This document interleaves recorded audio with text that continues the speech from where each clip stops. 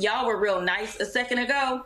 Listen, Clarence Thomas is corrupt. End of story. The way he puts it as originalism, that only laws that are rooted in, quote, history and tradition, meaning the social views of property-owning white men. Y'all want to see a dead body? Y'all want to see a dead body? Fight back, Clarence. I'm just playing. Run him over.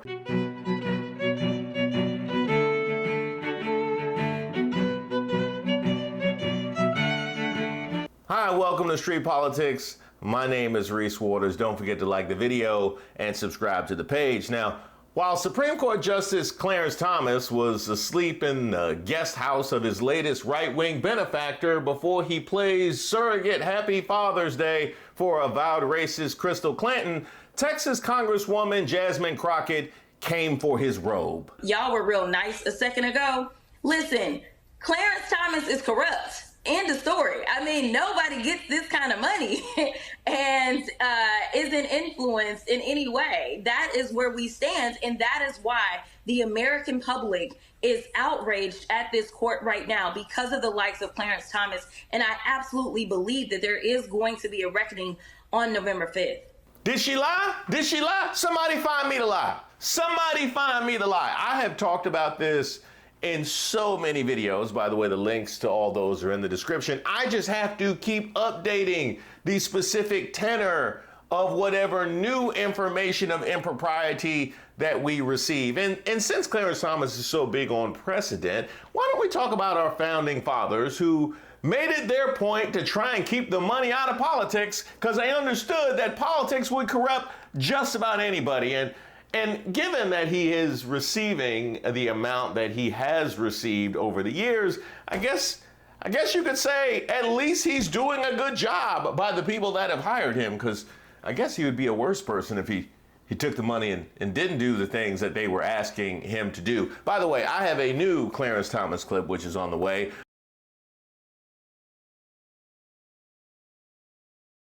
About all of the clerks and the web that he has left underneath him, so that even if we saw fit to remove Clarence Thomas, the stink isn't all the way gone. And we know about stains and stinks that have a hard time getting out. It is something I have learned as a parent. It is something I've learned as a parent. But the issue now is that the grift got a little bit too grifty because it's become so obvious that now the voters have gotten involved. I don't think it's my voice that they actually will pay any attention to. I think it's going to be up to the voters. I think for the first time, voters are talking about the Supreme Court as they're considering who it is that they are going to vote for president, as well as during some of those down ballot elections. And so one reason that Democrats may actually hold on to the Senate is because of the Supreme Court and the fear that if for some reason Republicans are given control of the Senate, that they will actually make the Supreme Court even worse than it is. And God knows how bad that could be for us as a country if this court gets any worse. So I don't think that they're really willing to listen to me, but I absolutely believe that the people are the only ones that are going to be able to rectify this issue. I have never, ever in my life voted on the Supreme Court. I have never voted based on the Supreme Court. How bad do you have to be as a Supreme Court to make me think, not do I want this person or this person to be president, but who can clean up this Supreme Court? It is like choosing a medication based on the ancillary effects. I have moved all the way past everything that's in big, shiny lights. Right now, all the polls show that public trust in the court has collapsed to the lowest level ever recorded. More and more people are seeing that it's a governmental agency. These are 9 government officials. They wear robes, but they're not wizards or religious figures. They're just government officials with lifetime appointments and huge power over the rest of our lives. So I think it's entirely appropriate to have it be a big issue. The Democrats have made reproductive freedom an issue, but they have not yet really made the Supreme Court itself an issue, and I hope that's the next step.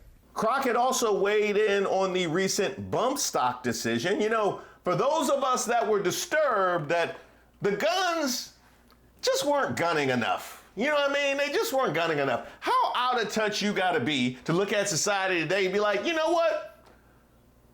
Why don't we make these guns a little easier to, more violence, more violence. That's what we need, more violence. Who is looking at the internet and saying more violence? our Supreme Court. Yeah, I'm sure Justice Alito will come up with some other explanation as to why, even if Congress did act, why that law is unconstitutional in some way. I'm sure the Second Amendment and all of those gun manufacturers will win again. Listen, we know that this is the most ineffective and unproductive Congress in the history of Congresses. We know that nothing is getting through, and we absolutely know that when it comes down to anything that has to do with guns, they are beholden to those corporations instead of being beholden to the people that actually put them into power. And so if we don't make this a big issue, and I think that you're absolutely right, what Democrats right now are doing is we're trying to tie together all these issues. And at the center and core of these problems is the Supreme Court. So I think that it's not a matter of talking about them separately, but it's about tying in repro to the Supreme Court, tying in guns to the Supreme Court, tying in diversity, equity, and inclusion to the Supreme Court, LGBTQIA, as well as climate change. All of these issues, when we see the decimation of them, they're at the hands of this rogue court. And if you doubt Alito's commitment to partiality, just check out that recording that he got caught out on. I think one side or the other is going to win. I don't know. I mean, there can be a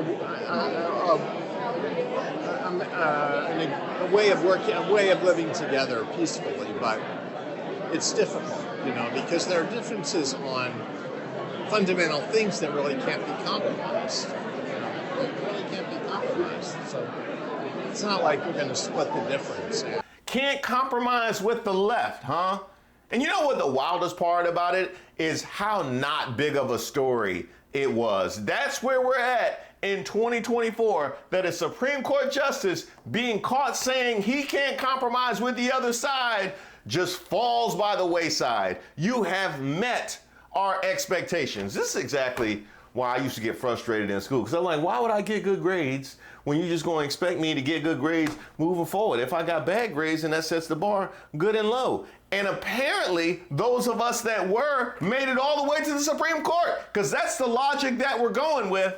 Jasmine also went over exactly how the Republican judicial subversion system works. Yeah, so basically what those anti-abortion groups were looking for was a roadmap. Everyone who had ever gained a law license knew that this was a nothing burger case simply because they literally didn't have standing. The fact that a case that lacked standing made it all the way to the Supreme Court. And for those that aren't lawyers, essentially you can't sue if you haven't been harmed in some way. And that's essentially what we had, was a case that literally had people that had not been harmed. And the fact that it made it past the trial level and the appellate level and made it all the way to the Supreme Court is absolutely insane. But that's because we have these right-wingers on every single level of the courts that are absolutely committed to doing their random Christian, and it's not Christian, it's Christo-fascism movement that they're all standing in the gap for. And then they basically signal to the court, tell us how we can get a case to you and how you will rule on the merits. And so basically the court decided, listen, we're not going to rule on the merits. This never had standing, and so we'll just leave it there. But it's important for us to really focus in on the fact that y'all were real nice a second ago.